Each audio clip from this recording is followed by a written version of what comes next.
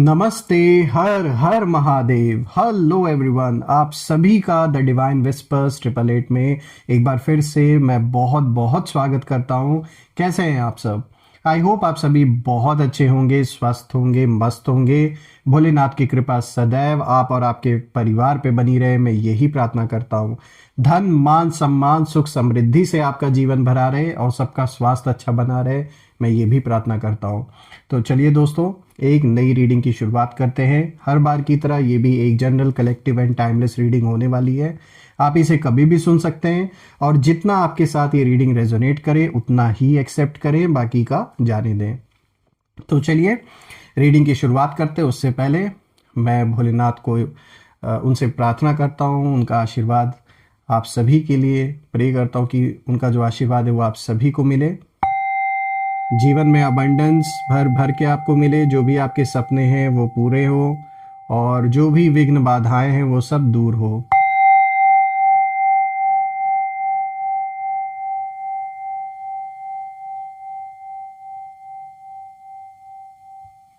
चलिए शुरू करते हैं।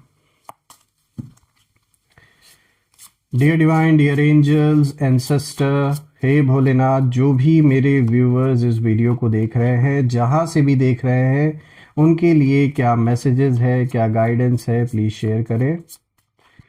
ऑल्सो फ्रेंड्स, आपने जो भी सपोर्ट आप में से जिन लोगों ने भी इस चैनल को दिया है वो अनलिमिटेड टाइम्स मल्टीप्लाई होके आप सभी को वापस मिले, मैं ये प्रे करता हूँ। Angels, ancestor, spirit guides, please guide करें जो भी इस वीडियो को देख रहे हैं, उनके लिए क्या मैसेजेस है, क्या गाइडेंस है, प्लीज़ शेयर करें। So the first card of the day is the temperance. Okay, चलिए देखते हैं और क्या है आपके लिए। Here we go, justice. Okay, the empress, two of wands,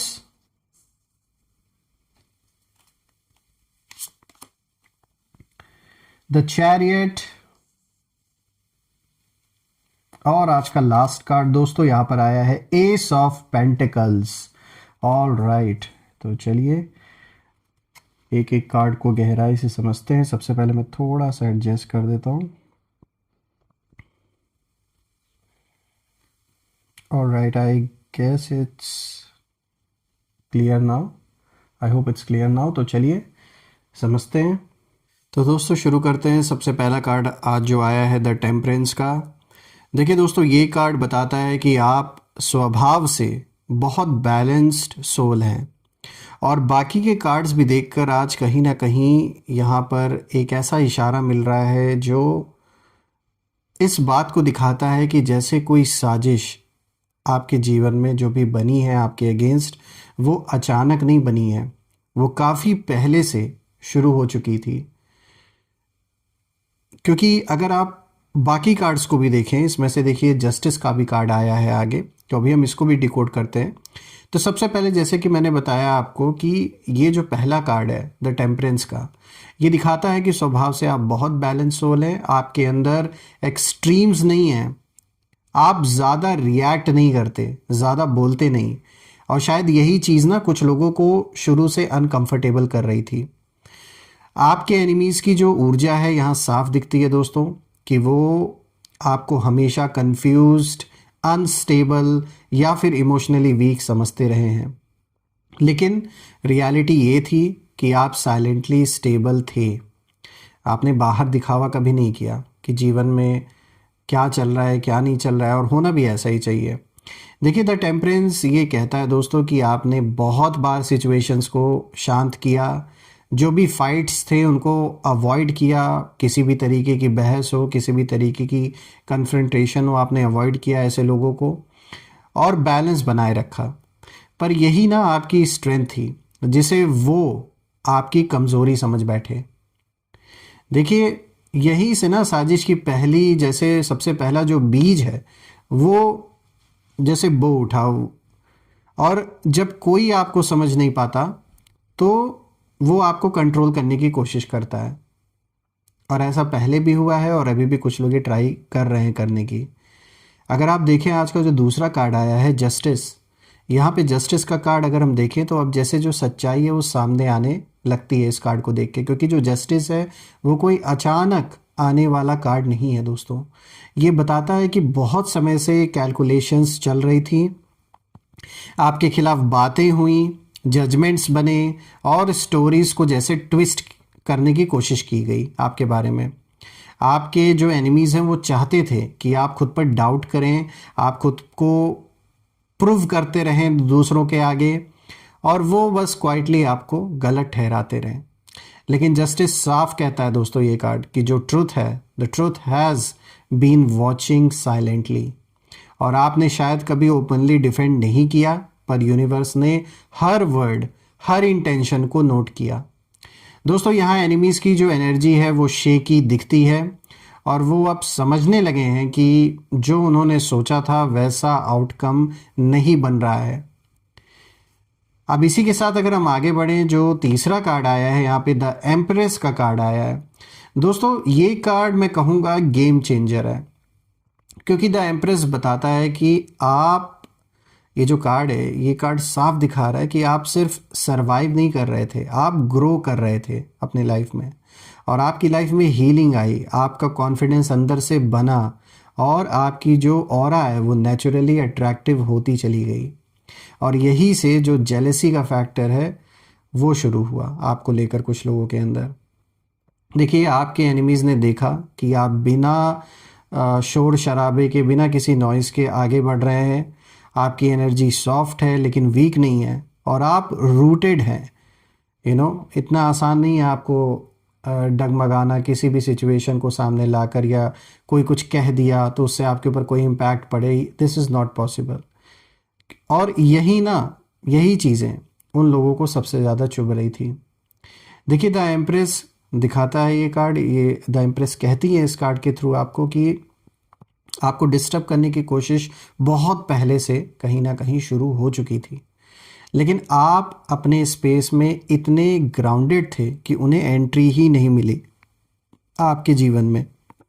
उन्होंने ट्राई बहुत किया, लेकिन आपने कहीं ना कहीं अपने आप को और अपने लव्ड वंस को प्रोटेक्ट किया ऐसे लोगों से, और ऐसे लोगों को बिल्कुल भी अपने लाइफ में आपने अपने आप से जुड़ने नहीं दिया, एक डिस्टेंस बना के आपने रखा, क्योंकि कहीं ना कहीं आपको आपकी इंट्यूशन अंदर से ये इशारा देती थी कि दे आर नॉट गुड, आपके लिए तो बिल्कुल भी ये लोग सही नहीं हैं। इसीलिए उस फीलिंग के वजह से कहीं ना कहीं आपने कभी भी इस पर्सन को अपने अराउंड फटकने भी नहीं दिया, चाहे कितना भी इन्होंने ट्राई किया आपसे किसी भी तरीके का संबंध जोड़ने के लिए। अब अगर हम देखें दोस्तों, यहाँ पे जो फोर्थ कार्ड आया है, दिस इज 2 ऑफ वॉन्ड्स। दोस्तों अब अगर हम देखें तो जो प्लानिंग का फेस है वो ये कार्ड शो करता है, उसे रिप्रेजेंट करता है, क्योंकि ये कार्ड साफ बताता है कि आपके खिलाफ सिर्फ बातें नहीं बल्कि स्ट्रैटेजीज बनाई गई, डिस्कशंस हुए, और डिस्कशन में ऐसी चीज़ें डिस्कस हुई कि जैसे अगर ये आगे बढ़ गया तो, हमसे ज़्यादा आगे निकल गए ये तो, अगर अगर इसने डायरेक्शन बदल ली तो मतलब ऐसी बातें आपके खिलाफ होती रहीं, और भी बहुत कुछ हुआ। आपके शत्रु कहीं ना कहीं फ्यूचर सिनारियोस को इमेजिन कर रहे थे और खुद ही डर रहे थे कि भाई आगे चल के ये ऐसा हो गया तो हमारा ऐसा हो जाएगा। लेकिन दोस्तों यहाँ पे अगर आप देखें तो 2 ऑफ वॉन्ड्स ये दिखाता है कि वो आपको रोकना चाहते थे, इसमें कोई डाउट नहीं है, लेकिन खुद डिसाइड नहीं कर पा रहे थे कि कैसे क्या करें। साजिश बिल्कुल बनी, लेकिन क्लैरिटी नहीं थी कि उसे अंजाम कैसे देना है, और बिना क्लैरिटी के कोई भी प्लान लॉन्ग लास्टिंग नहीं चल सकता।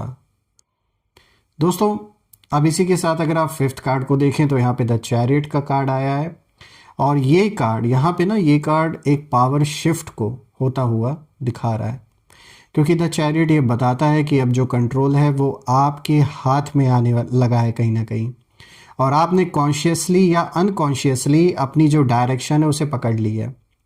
अब जो एनिमीज़ हैं उनकी एनर्जी अगर हम देखें तो फ्रेनेटिक है, वो स्पीड में है लेकिन एक पैनिक मोड में भी है, और आप आगे बढ़ रहे हैं और वो कहीं ना कहीं पीछे से सिर्फ दौड़ पा रहे हैं, they are not able to catch up at your pace. और ये कार्ड दिखाता है कि जो लोग कभी आपको पुश करना चाहते थे, अब वो खुद पीछे जैसे छूट रहे हैं। इसी के साथ अब अगर हम बात कर ले आज के 6th कार्ड के बारे में, जो कि लास्ट कार्ड है, यहाँ पर आया है एस ऑफ पेंटिकल्स। दोस्तों ये लास्ट और सबसे सॉलिड कार्ड है मैं कहूँगा, क्योंकि एस ऑफ पेंटिकल्स एक न्यू फाउंडेशन का इशारा देता है और ये बताता है कि जो साजिश बहुत पहले शुरू हुई थी आपके खिलाफ या आपके परिवार के खिलाफ, उसका जो असर है वो अब कहीं ना कहीं न्यूट्रलाइज हो रहा है। आपके लिए stability, security, growth, divine support सब जैसे एक प्रॉपर अलाइनमेंट में आ रहे हैं। सब कुछ अलाइन हो रहा है। और एनिमीज़ की अगर हम एनर्जी को देखें तो कहीं ना कहीं अब रिग्रेट और रियलाइजेशन में ये लोग हैं। वो कहीं ना कहीं समझ चुके हैं कि जो उन्होंने प्लान किया था आपके खिलाफ, जो भी इन्होंने साजिशें रची, वो कहीं ना कहीं उनके हाथ में अब नहीं रहा, वो कंट्रोल ही नहीं रहा। और दोस्तों ये जैसे कि मैंने बोला ना, ये साजिश अचानक नहीं बनी थी, ये धीरे धीरे चुपचाप और प्लानिंग के साथ शुरू हुई थी। लेकिन जो लोग ये भूल गए कि आप प्रोटेक्टेड थे, आप ग्राउंडेड थे और आप गाइडेड थे पूरी तरीके से, उन लोगों को ये बात नहीं पता थी कि जो भी वो करने के लिए आगे सोच रहे हैं वो सब कुछ धरा का धरा रह जाएगा। देखिए अब जो कहानी है वो पलट चुकी है, आप आगे हैं और जो पीछे थे वो अब सिर्फ सोच रहे हैं कि भाई गलती कहाँ हो गई हमसे। तो ये बात साफ है कि जो भी प्लानिंग प्लॉटिंग की गई वो इतने कोई मतलब बहुत ऐसे टाइम से ये सब कुछ चल रहा है आपके पीठ पीछे कि शायद आपको भी शॉक लग जाए अगर एक बार आपको पता चले। ये इतने जल्दी नहीं सब कुछ हुआ है, काफ़ी टाइम से धीरे धीरे एक एक चीज़ सोची गई, चाहे आपके खिलाफ चाहे परिवार वालों के खिलाफ, फिर इसे धीरे धीरे किया गया, धीरे धीरे अंजाम दिया गया। तो यहाँ पर साफ दिख रहा है कि एक नहीं एक से ज़्यादा लोग इन्वॉल्व हैं, मेल फीमेल कोई भी हो सकता है। और ऐसे लोग इन्वॉल्व हैं जिन्हें अच्छी तरीके से पता है आपके बारे में, आपके जीवन के बारे में क्या कुछ चल रहा है। तो ये कहीं ना कहीं जुड़े हुए लोग हैं घर परिवार से। एक ही मकसद था इनका, पूरी तरीके से परिवार को डैमेज करना, जो भी सोर्स ऑफ इनकम है उस पर ऐसा इम्पैक्ट डालना कि बिल्कुल फाइनेंसेस बुरी तरीके से डैमेज हो जाए। यही इनका पूरा पूरा इरादा था। लेकिन कहते ना, इनके किसी के सोचने से ये संसार नहीं चल रहा, कुछ भी ये कर डालें, लेकिन आपकी किस्मत में जब वो दुख नहीं है तो नहीं है। कुछ हद तक था जो आपने सहा है, चाहे पैसों के रूप में, चाहे रिश्तों के रूप में जो भी डैमेजेस आपको पहुंचाए गए, चाहे फिर हेल्थ के रूप में, बिल्कुल वो चीज़ें हुई हैं। और मैं ये प्रे करता हूँ कि जो भी नेगेटिविटी आप या आपके फैमिली के अराउंड है वो इसी वक्त वापस सेंडर की ओर वापस चली जाए, 100 टाइम्स मल्टीप्लाई होके।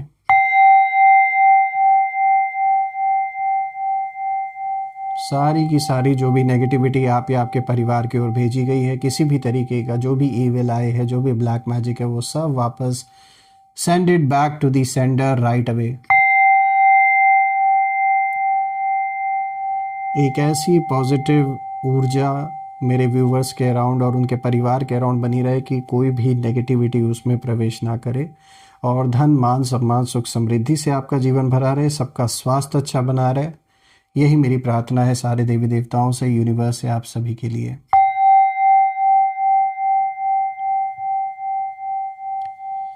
तो दोस्तों यही थी आज की रीडिंग। हम फिर से एक नई रीडिंग में दोबारा मिलेंगे। तब तक अपना और अपने परिवार का ध्यान रखें। हर हर महादेव। जय माँ काली, जय भोलेनाथ, जय माँ कामाख्या देवी की जय।